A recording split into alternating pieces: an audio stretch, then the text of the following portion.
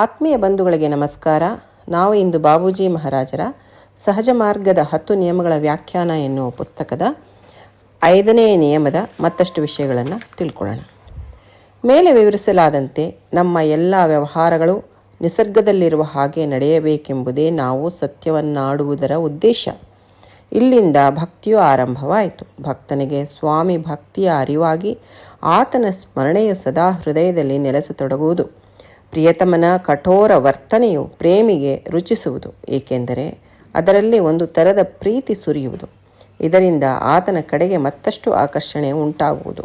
ಆತನ ಬೈಗಳಾದರೂ ಪ್ರಿಯವಾಗಿಯೇ ತೋರಿ ಒಂದು ಥರದ ಆನಂದವಾಗುವುದು. ಈ ಬೈಗಳ ಒರಟು ರೂಪವನ್ನು ತೆಗೆದುಕೊಂಡುದಾದರೆ ಅದರ ಸ್ವರೂಪವೇ ಬೇರೆಯಾಗಿ ಕಾಣುವುದು. ಜನರು ಅದನ್ನು ದುಃಖಗಳೆಂದು ಕರೆಯುವರು. ಆದರೆ ಭಕ್ತನು ಅವುಗಳ ಅತ್ಯಂತ ಸ್ಥೂಲ ರೂಪದಲ್ಲಿ ಸಹ ಅವನ್ನು ಸಹಿಸಬಲ್ಲನು. ಈ ಸ್ಥಿತಿಯು ಪ್ರಾಪ್ತವಾದಾಗ ಅದರ ಅಡಿಯಲ್ಲಿ ಕೃತಜ್ಞತೆಯ ಭಾವನೆ ಇರುವುದು. ಅವನು ದುಃಖಗಳನ್ನು ಎಷ್ಟು ಚೆನ್ನಾಗಿ ಸ್ವಾಗತಿಸುವನು, ಹಾಗೂ ಅವು ಪ್ರಿಯತಮನಿಂದ ಬಂದಿವೆ ಎಂಬ ಕಾರಣದಿಂದ ಅವುಗಳಿಂದ ಅದೆಷ್ಟು ಸಂತುಷ್ಟನಾಗುವನು. ದುಃಖಗಳಿಗಾಗಿ ನೀ ದೂರಬೇಡ, ದುಃಖವಿಲ್ಲದೆ ಸುಖವು ಸಿಗದು ನೋಡ. ಇದರ ಪರಿಣಾಮವೇ ಆನಂದ. ಈಗ ಆತನು ಆನಂದ ವಲಯದಲ್ಲಿ ನೆಲೆಸತೊಡಗುವನು. ಸಾಕಷ್ಟು ಅಭ್ಯಾಸವಾದ ನಂತರ ಇದು ಆತನ ಪ್ರಕೃತಿಯಾಗಿ ಪರಿಣಮಿಸುವುದು. ಇದರ ಅರಿವು ಸಹ ಮಾಯವಾಗುವುದು. ಮುಂದುವರಿದಂತೆಲ್ಲ ಆ ವಲಯದಲ್ಲಿ ಯಾವ ಆಕರ್ಷಣೆಯೂ ಉಂಟಾಗುವುದಿಲ್ಲ. ಈ ಅವಸ್ಥೆ ಬಂದ ಮೇಲೆ ಕೇಳುವುದೇನು? ಸತ್ಯದ ವಲಯದಲ್ಲಿ ಈಜುವುದೊಂದೇ ಉಳಿಯುವುದು. ಬರುಬರುತ್ತಾ ಈಜುವ ಕಲ್ಪನೆಯೂ ಇಲ್ಲದಾಗುವುದು. ಸಹನಶೀಲತೆಯಿಂದ ಉಂಟಾದ ಶಕ್ತಿಯು ಈ ಕಾರ್ಯದಲ್ಲಿ ಸಹಾಯ ಮಾಡುವುದು. ಆಗ ಸಾಧಕನು ಮೇಲೆ ಹೇಳಿದ ವಲಯದಲ್ಲಿ ಪ್ರವೇಶಿಸುವನು. ಅಲ್ಲಿಂದ ಮುಂದೇನಾಗುವುದೆಂಬುದರ ವಿವರಣೆ ಸಾಕಷ್ಟು ಮಾಡಲಾಗಿದೆ. ಪ್ರಿಯತಮನ ಬೈಗಳು ಪ್ರೇಮಿಗೆ ಪ್ರಿಯವಾಗಿಯೇ ಕಂಡು ಅದರಿಂದ ಒಂದು ಥರದ ಆನಂದವಾಗುವುದು. ನಮ್ಮ ಸಾಧನ ಪದ್ಧತಿಯಲ್ಲಿ ಅಭ್ಯಾಸಿಗೆ ಅನೇಕ ವೇಳೆ ಈ ಸ್ಥಿತಿ ಬರುವುದು.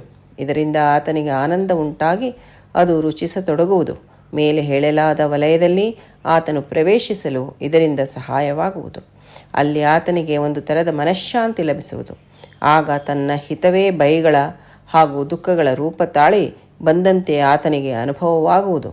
ವರಗಳೆಂದು ಕರೆಯಬಹುದಾದ ಈ ಕಷ್ಟಗಳು ಅದೆಷ್ಟು ಅಮೂಲ್ಯವಾಗಿವೆ ಎಂಬುದನ್ನು ಗಮನಿಸಿ. ಇದರಿಂದ ಸಂತುಷ್ಟನಾದವನು ಧನ್ಯತೆಯ ಭಾವನೆಗಳನ್ನಲ್ಲದೆ ಏನು ತಾನೇ ವ್ಯಕ್ತ ಮಾಡಬಲ್ಲನು. ಬಾಬೂಜಿ ಮಹಾರಾಜರು ಇಲ್ಲಿ ಅದೆಷ್ಟು ನಮ್ಮ ನಿಜ ಜೀವನದಲ್ಲಿ ಉಂಟಾಗುವಂತಹ ವಿಷಯದ ಬಗ್ಗೆ ನಮಗೆ ವಿಶದವಾಗಿ ಒಂದು ದೈವತ್ವದ ಒಂದು ಬಣ್ಣವನ್ನು ನಮಗೆ ಪ್ರಕಟಗೊಳಿಸಿದ್ದಾರೆ. ಅಂದರೆ ಕಷ್ಟಗಳು ದುಃಖಗಳು ಅಂತ ನಾವೆಲ್ಲ ಯಾವಾಗಲೂ ದೂರ್ತಾ ಇರ್ತೀವಿ ಅಲ್ವಾ? ಅದರದ್ದು ನಿಜವಾದಂತಹ ಅರ್ಥ ನಾವು ಹೇಗೆ ಮಾಡಿಕೊಳ್ಬೇಕು ಅನ್ನೋದನ್ನು ಇದರಲ್ಲಿ ಬಹಳಷ್ಟು ಗಹನವಾಗಿ ನಮಗೆ ಹೇಳಿದ್ದಾರೆ. ಮೇಲೆ ವಿವರಿಸಲಾಗಿರುವಂಥ ನಮ್ಮ ಎಲ್ಲ ವ್ಯವಹಾರಗಳು ನಿಸರ್ಗದಲ್ಲಿರುವಂಥ ಯಾವ ಸ್ಥಿತಿ ಇದೆಯೋ ಅದರ ಹಾಗೇ ನಾವು ನಡಿಬೇಕನ್ನೋದೇ ನಾವು ಸತ್ಯವನ್ನು ಆಡುವುದರ ಒಂದು ಉದ್ದೇಶ ಅಂತ ಹೇಳ್ತಾರೆ. ಇಲ್ಲಿಂದ ಏನಾಗುತ್ತೆ, ಅಭ್ಯಾಸಿಯ ಹೃದಯದಲ್ಲಿ ಭಕ್ತಿ ಅನ್ನೋದು ಆರಂಭ ಆಗುತ್ತೆ. ಇದು ಅಭ್ಯಾಸಿ ಅಂತೆ ಅಲ್ಲ, ಯಾವ ಸಾಧಕನಾದನೂ ಅವನ ಹೃದಯದಲ್ಲಿ ಭಕ್ತಿ ಆರಂಭ ಆಗುತ್ತೆ. ಭಕ್ತನಿಗೆ ಸ್ವಾಮಿ ಭಕ್ತಿಯ ಅರಿವಾಗಿ ಆತನ ಸ್ಮರಣೆ ಸದಾ ಹೃದಯದೊಳಗೆ ನೆಲೆಸತೊಡಗುತ್ತದೆ. ಏಕೆಂದರೆ ಸ್ವಾಮಿಯನ್ನು ಬಿಟ್ಟು ತಾನಿಲ್ಲ, ಆತನಿಂದನೇ ಎಲ್ಲ. ಈ ಇಡೀ ವಿಶ್ವದ ರಚನೆಯೇ ಸ್ವಾಮಿಯ ಮೂಲಕವಾಗಿರುವಂಥದ್ದು. ಆತನ ಸೃಷ್ಟಿಯೇ ಈ ಒಂದು ನಿಸರ್ಗ. ಈ ನಿಸರ್ಗದಲ್ಲಿ ಒಂದು ಭಾಗವೇ ನಾವು ಮನುಷ್ಯರು. ಕಾರಣ, ನಮ್ಮನ್ನು ಈ ಸ್ಥಿತಿಯಲ್ಲಿ ಇಟ್ಟವನು ಯಾರು? ಆ ಭಗವಂತ. ಅಂದರೆ ಈ ಭೂಮಿಗೆ ಕರ್ಕೊಂಬಂದವನು ಯಾರು? ಆ ಭಗವಂತ. ಅಂದಾಗ ಆತನನ್ನು ಹುಟ್ಟಿಗೆ ಕಾರಣ ಆಗಿದ್ದಾನೆ. ಅಂದರೆ ಆತನನ್ನು ತಂದೆ ಅಂತ ಕರೀರಿ, ತಾಯಿ ಅಂತ ಕರೀರಿ, ಏನಾದರೂ ಕರೀರಿ. ಆ ಒಂದು ಈಗ ಪ್ರಾಪಂಚಿಕ ಸಂಬಂಧದಲ್ಲಿ ತಂದೆ ತಾಯಿ ಅಂದರೆ ನಮ್ಮ ಹೃದಯದಲ್ಲಿ ಅದೆಂಥ ಪ್ರೇಮ, ಅದೆಂಥ ಭಕ್ತಿ ಹುಟ್ಟಿ ಅದು ಉಕ್ಕ ಬರುತ್ತಲ್ವ. ಅದೇ ರೀತಿಯಾಗಿ ಭಗವಂತ ಅಂದರೆ ಆ ಒಂದು ಭಾವನೆ ನಮ್ಮ ಹೃದಯದಲ್ಲಿ ಬರುತ್ತೆ. ಆಗೇನಾಗತ್ತೆ, ಭಕ್ತನ ಹೃದಯದೊಳಗೆ ಸ್ವಾಮಿ ಭಕ್ತಿಯ ಒಂದು ಅರಿವಾಗುತ್ತೆ. ಆಮೇಲೆ ಪ್ರಿಯತಮನ ಕಠೋರ ವರ್ತನೆ ಪ್ರೇಮಿಗೆ ರುಚಿಸ್ತದೆ ಅಂತ ಹೇಳ್ತಾರೆ ಬಾಬೂಜಿ ಮಹಾರಾಜರು. ಏಕೆಂದರೆ ಈ ಪ್ರೇಮದ ಒಂದು ಸಂಬಂಧ ಏನಿದೆಯಲ್ಲ, ಇದು ಬಹಳ ಒಂದು ವಿಚಿತ್ರವಾಗಿರುವಂಥದ್ದು, ಅಷ್ಟೇ ಸುಂದರವಾಗಿರುವಂಥದ್ದು. ಯಾವಾಗ ನಾವು ಭಗವಂತನನ್ನು ಪ್ರಿಯತಮ ಅಂತ ಅಂದ್ಕೊಂಡು ನಾವು ಪ್ರೇಮಿ ಅಂತ ಭಾವಿಸ್ಕೊಂಡ್ರೆ ಆತನ ಒಂದು ಕಠೋರ ವರ್ತನೆ ಕೂಡ ನಮಗೆ ಬಹಳ ಪ್ರೀತಿಯಾಗಿ ಕಾಣಿಸುತ್ತೆ, ಬಹಳ ರುಚಿಯಾಗಿ ಅನಿಸುತ್ತೆ. ಯಾಕೆಂದರೆ ಅದರೊಳಗೆ ಒಂಥರದ ಪ್ರೀತಿ ಸುರಿತಾ ಇರುತ್ತೆ, ಸುರಿ ಮಳೆ ಇರುತ್ತೆ ಅದರಲ್ಲಿ. ಅದರಿಂದ ಆತನ ಕಡೆಗೆ ಮತ್ತಷ್ಟು ಆಕರ್ಷಣೆ ಉಂಟಾಗ್ತಾ ಹೋಗುತ್ತೆ. ಆತನ ಬೈಗಳಾದರೂ ಪ್ರಿಯವಾಗಿಯೇ ತೋರಿ ಒಂಥರದ ಆನಂದ ಆಗತ್ತೆ ಅಂತ ಹೇಳ್ತಾರೆ. ಅಂದರೆ ಆ ಬಯಗಳ ಒಂದು ಒರಟು ರೂಪ ನಾವು ತಕ್ಕೊಂಡ್ರೆ ಅದರ ಒಂದು ಸ್ವರೂಪವೇ ಬೇರೆಯಾಗಿ ಕಾಣಿಸ್ತದೆ. ಅಯ್ಯೋ, ಭಗವಂತ ನನಗೆ ಕಷ್ಟ ಕೊಟ್ಟಿದ್ದಾನೆ. ಭಗವಂತನ ಬಯಗಳಂದರೆ ಇಲ್ಲಿ ದುಃಖಗಳು, ಕಷ್ಟಗಳು ಅಂತ ತಗೋಬೇಕು ನಾವು. ಭಗವಂತ ನಮಗೆ ಕಷ್ಟ ಕೊಟ್ಟಿದ್ದಾನೆ, ನನಗೆ ಯಾಕೆ ಕೊಟ್ಟಿದ್ದಾನೆ ಅಂತ ಅದರ ಒಂದು ಸ್ಥೂಲವಾದಂಥ ಹೊರಗಿನ ರೂಪ ತಗೊಂಡ್ರೆ ಆ ಥರ ಅನಿಸುತ್ತೆ. ಆದರೆ ಅದರ ಒಂದು ಒಳಗಿನ ಅರ್ಥವನ್ನು ನಾವು ಗ್ರಹಿಸಿದರೆ ನಾವು ಸದಾ ಆತನಿಗೆ ಕೃತಜ್ಞರಾಗಿರ್ತೇವೆ. ಯಾಕೆ ಅಂದರೆ ಆ ಒಂದು ಕಷ್ಟ ಏನು ಕೊಟ್ಟಿದ್ದಾನಲ್ಲ, ಅದು ನಮ್ಮ ಉನ್ನತಿಗೋಸ್ಕರ ಕೊಟ್ಟಿದ್ದಾನೆ. ನನ್ನ ಎಷ್ಟೋ ಸಂಸ್ಕಾರಗಳನ್ನು ದೂರ ಮಾಡಲಿಕ್ಕೆ ಕೊಟ್ಟಿದ್ದಾನೆ. ನನ್ನ ಪ್ರಾರಬ್ಧ ಕರ್ಮವನ್ನು ತೀರಿಸ್ಲಿಕ್ಕೆ ಕೊಟ್ಟಿದ್ದಾನೆ. ನನ್ನ ಗುರಿಯನ್ನು ನಾನು ಮುಟ್ಟಬೇಕು ಅಂದರೆ ದಾರಿಯಲ್ಲಿ ಅಡ್ಡಿಯಾಗಿರುವಂತಹ ಈ ಸಂಸ್ಕಾರಗಳು, ಸ್ಥೂಲತೆ, ಪ್ರಾರಬ್ಧ ಎಲ್ಲವನ್ನು ತೀರಿಸಿ ನನ್ನನ್ನು ಆ ಒಂದು ಸ್ಥಿತಿಗೆ, ಉನ್ನತವಾದಂತಹ ಸ್ಥಿತಿಗೆ ಮುಟ್ಟಿಸ್ಲಿಕ್ಕೆ ಇದೆಲ್ಲ ಮಾಡ್ತಾ ಇದ್ದಾನೆ ಅನ್ನೋವಂಥ ಒಂದು ವಿಚಾರ ಬರುತ್ತೆ. ಅದಕ್ಕೆ ಬಾಬೂಜಿ ಮಹಾರಾಜರು ಏನು ಹೇಳ್ತಾ ಇದ್ದಾರೆ, ಈ ಸ್ಥಿತಿ ಪ್ರಾಪ್ತ ಆದಾಗ ಅದರ ಅಡಿಯಲ್ಲಿ ಕೃತಜ್ಞತೆಯ ಭಾವನೆ ಇರ್ತದೆ ಅಂತ ಹೇಳ್ತಾರೆ. ಅದಕ್ಕೆ ಕಷ್ಟ ಬಂತು ಅಂದರೆ ನಾವು ಏನು ಹೇಳಬೇಕು, ಭಗವಂತನಿಗೆ ಧನ್ಯವಾದಗಳನ್ನು ಅರ್ಪಿಸ್ಬೇಕು, ಥ್ಯಾಂಕ್ಸ್ ಬಾಬೂಜಿ ಅಂತ ಹೇಳಬೇಕು. ಯಾಕೆಂದರೆ ಆ ಕಷ್ಟದಲ್ಲಿ ಎರಡು ಲಾಭ ಇದೆ. ಒಂದನೇದು, ನಮ್ಮ ಸಂಸ್ಕಾರಗಳಾಗಲಿ ಪ್ರಾರಬ್ಧ ಆಗಲಿ ತೀರುತ್ತೆ. ಯಾರಾಗಲಿ ಕಷ್ಟ ಕೊಟ್ಟಿದ್ದಾನಲ್ಲ ಭಗವಂತ, ಆತನ ದೃಷ್ಟಿ ನಮ್ಮ ಮೇಲೇ ಹೆಚ್ಚಿರುತ್ತೆ. ಈಗ 4 ಜನ ಮಕ್ಕಳಿದ್ದಾರೆ ತಂದೆ ತಾಯಿಗೆ ಅಂದಾಗ 3 ಜನ ಸುಖವಾಗಿದ್ದಾರೆ, ಅವ್ರಿಗೇನು ತೊಂದರೆ ಇಲ್ಲ. ತಂದೆ ತಾಯಿ ಅವ್ರ ಬಗ್ಗೆ ಚಿಂತೆ ಇರೋದಿಲ್ಲ, ಅವರಿಗೆ ನಿಶ್ಚಿಂತೆ ಇರ್ತಾರೆ. ಅದೇ ಯಾವ ಮಗು ಆಗಲಿ ಕಷ್ಟದಲ್ಲಿರುತ್ತೋ ಅದ್ರ ಬಗ್ಗೆನೇ ಹೆಚ್ಚು ಕಾಳಜಿ ಇರುತ್ತೆ. ಅದೇ ರೀತಿಯಾಗಿ ಭಗವಂತ ಯಾವಾಗ ನಮಗೆ ಕಷ್ಟ ಕೊಟ್ಟಿದ್ದಾನೆ ಅಂದರೆ ಆತನ ಕೃಪಾದೃಷ್ಟಿ ನಮ್ಮ ಮೇಲಿದೆ ಅಂತ ನಾವು ಭಾವಿಸ್ಬಿಟ್ಟು ಕೃತಜ್ಞರಾಗಬೇಕು. ಆ ಧನ್ಯತೆಯನ್ನು ನಾವು ಸಲ್ಲಿಸಬೇಕು. ಕಾರಣ ನಾವು ಆ ರೀತಿಯಾದಂತಹ ದುಃಖಗಳನ್ನು ತುಂಬು ಹೃದಯದಿಂದ ಸ್ವಾಗತಿಸಬೇಕು. ಒಂದು, ಅದು ಪ್ರಿಯತಮನಿಂದ ಬಂದಿದೆ ಅನ್ನುವಂಥ ಒಂದು ಕಾರಣಕ್ಕೆ ಅವುಗಳನ್ನು ನಾವು ಅತಿ ಸಂತೋಷದಿಂದ ಸ್ವೀಕರಿಸಬೇಕು. ಅದಕ್ಕೆ ದುಃಖಗಳಿಗಾಗಿ ನೀ ದೂರಬೇಡ, ದುಃಖವಿಲ್ಲದೆ ಸುಖವು ಸಿಗದು ನೋಡ ಅಂತ ಹೇಳಿ ಬಾಬೂಜಿ ಮಹಾರಾಜರು ಬರೆದಿದ್ದಾರೆ ಇಲ್ಲಿ. ಯಾಕೆ ಅಂದರೆ ದುಃಖ ಸುಖ ಹೇಗೆ ಅಂದರೆ ರಾತ್ರಿ ಹಗಲು ಇದ್ದ ಹಾಗೆ ಅಂತ. ಅದು ಎಲ್ಲರಿಗೂ ಗೊತ್ತಿರೋ ವಿಷಯನೇ. ರಾತ್ರಿ ಬಂದಾದ ನಂತರ ಹಗಲು ಇದ್ದೇ ಇದೆ ಅಂತ. ಹಗಲಿದೆ ಅಂದರೆ ರಾತ್ರಿ ಬಂದೇ ಬರುತ್ತೆ ಅಂತ. ಅದಕ್ಕೆ ಯಾವಾಗಲೂ ನಾವು ದುಃಖಗಳ ಸಲುವಾಗಿ ದೂರಬಾರ್ದು ಅಂತ. ಇದರ ಪರಿಣಾಮ ಏನಿದೆ ಅಲ್ಲ, ಇದು ಆನಂದ. ಈಗ ಯಾರಾಗಲಿ ಭಗವಂತ ಕೊಟ್ಟಿರುವಂತಹ ದುಃಖಗಳನ್ನು ಸ್ವೀಕಾರ ಮಾಡ್ತಾನೆ, ಸಂತೋಷದಿಂದ ಸ್ವಾಗತಿಸ್ತಾನೆ ಹಾಗೂ ಕೃತಜ್ಞತಾ ಭಾವದಿಂದ ಇರ್ತಾನೆ, ಅಂಥವನು ಆನಂದದ ವಲಯದೊಳಗೆ ನೆಲೆಸಲಿಕ್ಕೆ ಶುರು ಮಾಡ್ತಾನೆ. ಯಾಕೆಂದರೆ ಅವನಿಗೆ ಕಷ್ಟನೇ ಇಲ್ಲ, ಎಲ್ಲ ಭಗವಂತನಿಂದ ಬಂದಿರುವಂಥದ್ದು. ಆತನ ಪ್ರಸಾದ ಇದೆ, ಆತನ ದೇಣಿಗೆ ಇದೆ, ಆತನ ನನ್ನ ರೂಪಣೆ ಮಾಡ್ತಾ ಇದ್ದಾನೆ ಅನ್ನುವಂಥ ಒಂದು ಭಾವನೆ ಇದೆ. ಆವಾಗ ಏನಾಗುತ್ತೆ, ಆ ಅಭ್ಯಾಸಿ ಆನಂದ ವಲಯದಲ್ಲಿ ನೆಲೆಸಲಿಕ್ಕೆ ಶುರು ಮಾಡ್ತಾನೆ.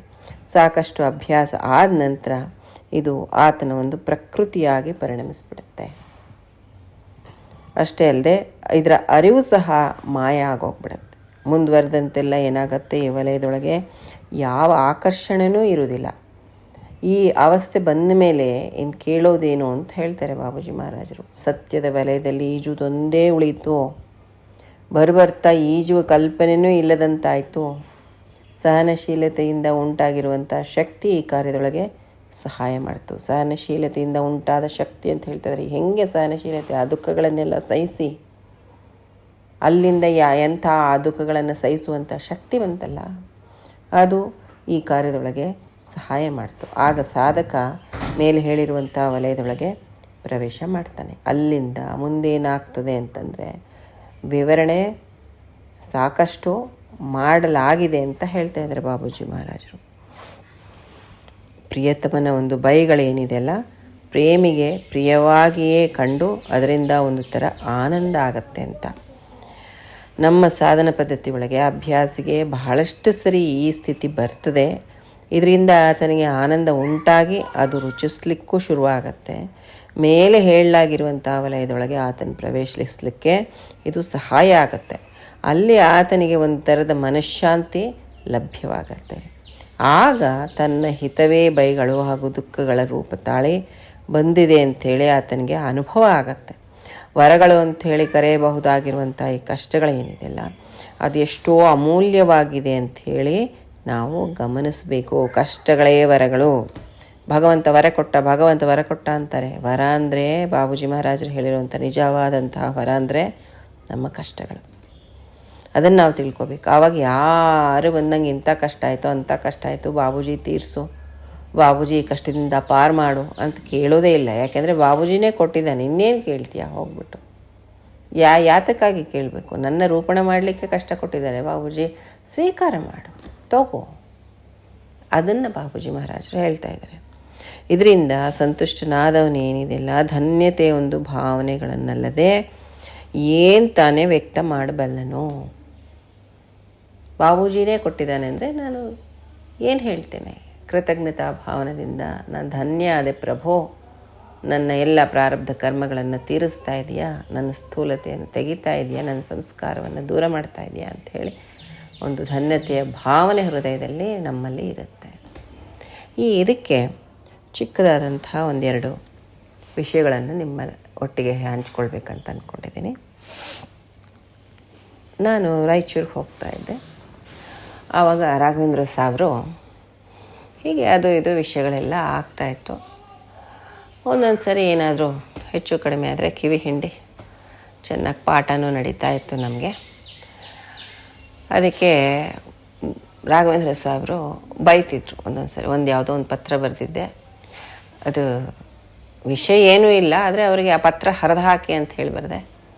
ಆ ಪತ್ರ ಹರಿದು ಹಾಕಿ ಅಥವಾ ಸುಟ್ಟು ಹಾಕಿ ನಿಮ್ಗೆ ಇಷ್ಟ ಆಗಲಿಲ್ಲ ಅಂತಂದಿದ್ದಕ್ಕೆ ಅನ್ನೋದು ಒಂದೇ ಒಂದು ವಿಷಯಕ್ಕೆ ಅವ್ರಿಗೆ ಭಾಳ ಕೋಪ ಬಂತು.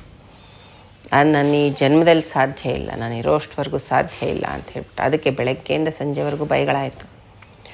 ಬೈಸ್ಕೊಂಡು ಆದಮೇಲೆ ಕೊನೆಗೆ ಗೊತ್ತಾಗಿರೋದು ಆ ಕಾರಣಕ್ಕೆ ಅವ್ರಿಗೆ ಕೋಪ ಬಂದಿದೆ ಅಂತ ಹೇಳಿಬಿಟ್ಟು. ಯಾಕೆಂದರೆ ಅವ್ರಿಗೆ ನನಗಿಂತಲೂ ಅವ್ರಿಗೆ ಹೆಚ್ಚು ಪ್ರೀತಿ ನನ್ನ ಪತ್ರಗಳಂದರೆ ಅಂತ ಅನ್ನೋದು ಅವತ್ತು ಗೊತ್ತಾಯಿತು ನನಗೆ. ಯಾಕೆಂದರೆ ತಾವು ಮಾಡ್ತಾಯಿರೋ ಆ ಕೆಲಸ, ಆಧ್ಯಾತ್ಮದ ಒಂದು ಕೆಲಸ ಏನಿದೆಯಲ್ಲ, ಅದು ಎಷ್ಟರ ಮಟ್ಟಿಗೆ ಪರಿಣಾಮ ಆಗ್ತಾಯಿದೆ ಈ ಕ್ಷೇತ್ರದೊಳಗೆ ಅಂಥೇಳಿ ಅವರ ಒಂದು ಅಬ್ಸರ್ವೇಷನ್ ಇತ್ತು. ಅದಕ್ಕೆ ಅದನ್ನು ಹರಿದು ಹಾಕು ಅಂತಂತಂದರೆ ಅವ್ರಿಗೆ ಕೋಪ ಬಂದ್ಬಿಡ್ತು. ಆಮೇಲಿಂದ ಹೀಗೆ ಒಂದು ಸರಿ ಆ ಥರ ಆಯಿತು, ಇನ್ನೊಂದು ಸರಿ ಇನ್ಯಾವುದೋ ಕಾರಣಕ್ಕೆ ಹೀಗೆ ಅವಾಗವಾಗ ಬೈಸ್ಕೊತಾ ಇದ್ವಿ. ಬೈಸ್ಕೊಂಡು ಆದ್ರೂ ಮತ್ತೆ ರಾಘವೇಂದ್ರ ಸಾವ್ರ ಹತ್ರ ಹೋಗ್ತಾಯಿದ್ವಿ. ಆವಾಗ ಅವ್ರು ಹೇಳ್ತಾಯಿದ್ರು, ನೆಕ್ಸ್ಟ್ ಹೋದ ಕೂಡಲೇ ಯಾರು ಬೈಸ್ಕೊಂಡು ನನ್ನ ಹತ್ರಕ್ಕೆ ಬರ್ತಾರೋ ಅವ್ರು ನನ್ನವರು ಅಂತ ಹೇಳೋರು. ಏಕೆಂದರೆ ಯಾರು ಬೈತಾರೋ ಆ ಬೈಯೋದು ಅನ್ನೋದೇನು ಅಂತಂದರೆ ಅದು ಪ್ರೀತಿಯ ಕುರುಹು ಅಂತ ಹೇಳ್ತಾಯಿದ್ರು.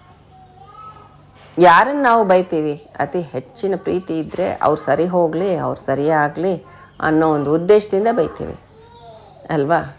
ಯಾರೋ ದೂರದವ್ರಿದ್ದರೆ ಅವ್ರ ಪಡೆ ಅವ್ರು ಹೆಂಗಾದರೆ ಏನಪ್ಪ ನಮಗೇನಾಗೋದಿದೆ ಅನ್ನೋದು ರೀತಿಯಿಂದ ನಾವು ಅವ್ರ ಬಗ್ಗೆ ಹಚ್ಕೊಳ್ಳೋದೇ ಇಲ್ಲ. ಯಾವಾಗ ಆ ಒಂದು ಸಂಬಂಧ ಅನ್ನೋದು ಸ್ಥಾಪನೆ ಆಯಿತು ಹಾಗೂ ಅದು ಹೆಚ್ಚಿನ ಒಂದು ಗಾಢವಾದಂಥ ಸಂಬಂಧ ಆಯಿತು ಅಂದಾಗ ಏನಾಗತ್ತೆ, ಅವರನ್ನು ತಿದ್ದುವಂಥ ಒಂದು ಕೆಲಸ ಮಾಡ್ತೇವೆ.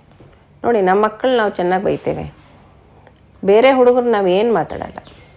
ಯಾಕೆ ಅಂದರೆ ಇಲ್ಲಿ ನನ್ನ ಒಂದು ಆತ್ಮೀಯತೆ ಅಲ್ಲಿ ಬೆಳ್ಕೊಂಡಿದೆ. ಅದಕ್ಕೆ ರಾಘವೇಂದ್ರ ಸರ್ ಅವರು ಭಾಳ ಚೆನ್ನಾಗಿ ಹೇಳ್ತಿದ್ರು, ಯಾರಾಗಲಿ ನನ್ನ ಹತ್ರ ಬೈಸ್ಕೊಂಡು ಮತ್ತೆ ತಿರ್ಗಾ ಬರ್ತಾರಲ್ಲ ಅವ್ರು ನನ್ನವರು ಅಂತ ಹೇಳ್ಬಿಟ್ಟು. ಯಾರಿಗೆ ಬೈತಾ ಇದ್ದೀನಿ ಅಂತಂದರೆ ಬೈಗಳೇನೆಂದರೆ ಪ್ರೀತಿ ಕುರುಹು ಅಂತ. ಅದಕ್ಕೆ ಅವ್ರು ತಮ್ಮ ಒಂದು ಅನುಭವ ಹೇಳ್ತಾಯಿದ್ರು. ನಮಗೆ ಬಾಬೂಜಿ ಮಹಾರಾಜರ ಹತ್ರ ಹೋದಾಗ ಬೇಕಾದಷ್ಟು ಬೈಗಳು ಬೀಳ್ತಾಯಿತ್ತು. ಬಾಬೂಜಿ ಮಹಾರಾಜರು ಹೇಳ್ತಿದ್ರು, ಹಮ್ ಲಾಟಿ ದಂಡಾಲೇಕೆ ಮಾರೆಂಗೆ ಆಪ್ಕೋ ಅಂತ ಹೇಳ್ತಾಯಿದ್ರು. ಅಂದರೆ ಕೋಲ್ ತೊಗೊಂಡು ಹೊಡಿತೀನಿ ನಿನ್ನ ಅಂತ ಹೇಳ್ಬಿಟ್ಟು. ಆದರೆ ಅಷ್ಟೇ ಬೇಗ ಬಾಬೂಜಿ ಮಹಾರಾಜರ ಆ ಒಂದು ಕೌಶಲ್ಯ ಹೇಗಿತ್ತು ಅಂದರೆ, ತಕ್ಷಣವೇ ಅವರು ಆ ಸ್ಥಿತಿಯಿಂದ ಹೊರಗಡೆ ಬಂದು ಮತ್ತೆಲ್ಲವನ್ನೂ ಸರಿಪಡಿಸ್ಬಿಡ್ತಾ ಇದ್ರು ಅಂತ ಹೇಳ್ತಾಯಿದ್ರು. ಆಮೇಲೆ ಬಾಬೂಜಿ ಮಹಾರಾಜರು ತಮ್ಮ ಪುಸ್ತಕದಲ್ಲಿ ಲೈಲಾ ಮಜ್ನೂನ್ ಕತೆ ಹೇಳಿದ್ದಾರೆ. ಇದೆಲ್ಲರಿಗೂ ಗೊತ್ತಿರೋವಂಥದ್ದೇ, ಆದರೂ ಒಂದ್ಸರಿ ಎಲ್ಲರಿಗೂ ಜ್ಞಾಪಿಸ್ತಾ ಇದ್ದೇನೆ. ಲೈಲಾ ಮಜ್ನು ಕತೆ ಎಲ್ಲರಿಗೂ ಗೊತ್ತೇ ಇರುವಂಥದ್ದು. ಅವರ ಪ್ರೀತಿಯ ಒಂದು ಸಂಬಂಧನೂ ಎಲ್ಲರಿಗೂ ಈ ಇಡೀ ಪ್ರಪಂಚಕ್ಕೆ ಗೊತ್ತಿರೋವಂಥದ್ದು. ಆಗ ಒಂದು ಸರಿ ಮಜ್ನುವಿನ ನೋಡಬೇಕು ಅಂತ ಲೈಲಾಗೆ ತುಂಬ ಇಷ್ಟ ಆಯ್ತಂತೆ. ಆದರೆ ಹೇಗೆ ನೋಡಬೇಕು, ಮಜ್ನುವಿನ ಹೇಗೆ ಕರೆಸ್ಬೇಕು ಅಂತ ಹೇಳಿಬಿಟ್ಟು ಆಲೋಚನೆ ಮಾಡಿ ಎಲ್ಲರಿಗೂ ದಾನ ಕೊಡೋಕ್ಕೆ ಶುರು ಮಾಡಿಲ್ಲಂತೆ. ಊರೆಲ್ಲ ಡಂಗುರ ಸಾರ್ಬಿಟ್ಟು ದಾನ ಕೊಡ್ತಾಯಿದ್ದಾರೆ, ಬನ್ನಿ ಬನ್ನಿ ಅಂತ. ಊರಿನವರೆಲ್ಲರೂ ಬಂದ್ರಂತೆ. ಎಲ್ಲರಿಗೂ ಕೆಲವ್ರಿಗೆ ಬಟ್ಟೆಗಳು ಕೊಟ್ಲಂತೆ, ಕೆಲವ್ರಿಗೆ ಚಿನ್ನದ ಆಭರಣ ಕೊಟ್ಲಂತೆ, ಕೆಲವ್ರಿಗೆ ದುಡ್ಡು ಕೊಟ್ಲಂತೆ. ಯಾರ್ಯಾರು ಏನೇನು ಹೋದ ಎಲ್ಲರಿಗೂ ಕೊಡ್ತಾ ಹೋದ್ಲಂತೆ. ಹಾಗೆಯೇ ಮಜ್ನೂನು ಬಂದ, ತನ್ನ ಭಿಕ್ಷೆ ಪಾತ್ರೆ ತೊಗೊಂಬಂದು ಅಲ್ಲಿ ಇಟ್ಟ. ಮಡಿಕೆ ಪಾತ್ರೆ ತಂದಿಟ್ಟ. ಕೂಡಲೇ ದೊಡ್ಡ ಕೋಲ್ ತೊಗೊಳ್ಳೋದು, ಅಂದರೆ ಆ ತೆರೆ ಹಿಂದೆ ಅಲ್ವಾ ಅವರದ್ದು ಬುರ್ಕ ಇರುತ್ತೆ. ಸೊ ಆ ತೆರೆ ಹಿಂದೆ ಕುತ್ಕೊಂಡು ಅವನು ಪಾತ್ರೆ ಯಾವಾಗ ಹೀಗೆ ಕೆಳಗಡೆ ಇಟ್ಟನೋ ಕೋಲ್ ತೊಗೊಳ್ಳೋದು, ಹೊಡೆಯೋದು, ಅದು ಮುರಿದ್ಬಿಡೋದು. ಮತ್ತೆ ಮಜ್ನು ಹೋಗಿ ಇನ್ನೊಂದು ಪಾತ್ರೆ ತರೋದು, ಮತ್ತದನ್ನು ಮುರಿಯೋದು. ಆದರೆ ಪ್ರತಿ ಸಾರಿ ಲೈಲಾ ಆ ಥರ ಮುರಿದಂಗೆಲ್ಲ ಜನಗಳಿಗೆ ನೋಡಿ ಆಶ್ಚರ್ಯ ಆಗ್ತಿತ್ತಂತೆ. ಆದರೆ ಮಜ್ನು ಮಾತ್ರ ಸಂತೋಷದಿಂದ ಕುಣಿದು ಕುಪ್ಪಳಿಸ್ತಾ ಇದ್ದಂತೆ. ಯಾಕೆ ಮಜ್ನುಗೇನು ಹುಚ್ಚಿಡ್ದಿದೆಯಾ ಅಂಥೇಳಿ ಅಂದ್ಕೊಂಡ್ಬಿಟ್ಟು, ಏನು ಅವಳು ಪ್ರತಿ ಸಾರಿ ನಮಗೆಲ್ಲ ಇಷ್ಟೆಲ್ಲ ಕೊಡ್ತಾ ಇದ್ದಾಳೆ, ನೀನು ಬಂದಾಗೆಲ್ಲ ನಿನ್ನ ಪಾತ್ರೆ ನೋಡಿತಾ ಇದ್ದಾಳಲ್ಲ, ನಿಂಗೆ ಯಾಕೆ ದುಃಖ ಅನ್ನಿಸ್ದೆ, ಕೋಪ ಬರದೆ ಅವಳ ಮೇಲೆ, ನಿಂಗೆ ಯಾಕೆ ಅಷ್ಟೊಂದು ಸಂತೋಷ ಆಗ್ತಾಯಿದೆ, ಯಾಕೆ ಕುಣಿತಾ ಇದೆಯಾ ಅಂತಂದರೆ, ಈ ಒಂದು ರೀತಿಯಾದಂತಹ ಟ್ರೀಟ್ಮೆಂಟ್ ಏನಿದೆಯಲ್ಲ, ಇದು ಯಾರಿಗೆ ಬೇರೆ ಯಾರಿಗಾದ್ರೂ ಕೊಡ್ತಾ ಇದ್ದಾಳಲ್ಲ, ಇಲ್ಲ ನನಗೊಬ್ಬನಿಗೆ. ಯಾಕೆ ಅಂದರೆ ಲೈಲಾ ನನ್ನನ್ನು ಅತ್ಯಂತ ಪ್ರೀತಿಸ್ತಾ ಇದ್ದಾಳೆ. ಅದಕ್ಕೆ ಅವಳಿಗೆ ಮತ್ತೆ ಮತ್ತೆ ನಾನು ಬರಬೇಕು, ಮತ್ತೆ ಮತ್ತೆ ನನ್ನನ್ನು ಅವಳು ನೋಡಬೇಕು ಅನ್ನೋಂಥದ್ದು. ಅದಕ್ಕೋಸ್ಕರ ಅವಳು ಮತ್ತೆ ಮತ್ತೆ ಉಳಿತಾ ಇದ್ದಾಳೆ. ಈ ಥರದ್ದು ಬೇರೆ ಯಾರಿಗೂ ಇಲ್ಲ, ಈ ಥರ ಪ್ರೀತಿ ಅವಳ ಮನಸ್ಸಿನಲ್ಲಿ. ನಿಮಗೆಲ್ಲರಿಗೂ ಎಲ್ಲ ಸಾಮಾನು ಕೊಟ್ಟು ಹೋಗಲಿ, ಬಂದವ್ರು ಹೊಟ್ಟೋಗ್ಲಿ ಅಂತಾಳೆ, ಆದರೆ ನನ್ನನ್ನು ಮಾತ್ರ ಮತ್ತೆ ಮತ್ತೆ ಬರಲಿ ಅನ್ಕೋತಾಳೆ. ಗುರುವಿನ ಪ್ರೀತಿಯು ನಮ್ಮನ್ನು ಆ ಒಂದು ಮೂಲ ಸ್ಥಿತಿಗೆ ಕೊಂಡೊಯ್ಯಬೇಕು ಅನ್ನೋ ಒಂದು ದೃಷ್ಟಿಯಿಂದ ನಮ್ಮನ್ನು ಎಷ್ಟು ಚೆನ್ನಾಗಿ ರೂಪಣ ಮಾಡಬೇಕು, ಅದಕ್ಕೆ ತಕ್ಕ ರೀತಿಯಲ್ಲಿ ಆ ರೀತಿ ಮಾಡೋದಕ್ಕೆ ನಮಗೆ ದುಃಖಗಳನ್ನು ಕಷ್ಟಗಳನ್ನು ಕೊಡ್ತಾನೆ ಭಗವಂತ ಅನ್ನೋದನ್ನು ನಾವು ತಿಳ್ಕೊಂಡು ಕೃತಜ್ಞರೂ ಆಗಿರಬೇಕು, ಧನ್ಯತೆ ಭಾವನೆಯಿಂದ ಜೀವಿಸಬೇಕು ಅನ್ನೋದು ಇವತ್ತು ನಾವು ಈ ಸತ್ಸಂಗದಲ್ಲಿ ತಿಳ್ಕೊಂಡಿದ್ದೀವಿ. ಕಾರಣ ಮಿತ್ರರೇ, ಮತ್ತಷ್ಟು ವಿಷಯಗಳನ್ನು ಬರೋ ಸತ್ಸಂಗದಲ್ಲಿ ತಿಳ್ಕೊಳ್ಳೋಣ. ಅಲ್ಲಿವರೆಗೂ ನಮಸ್ಕಾರ.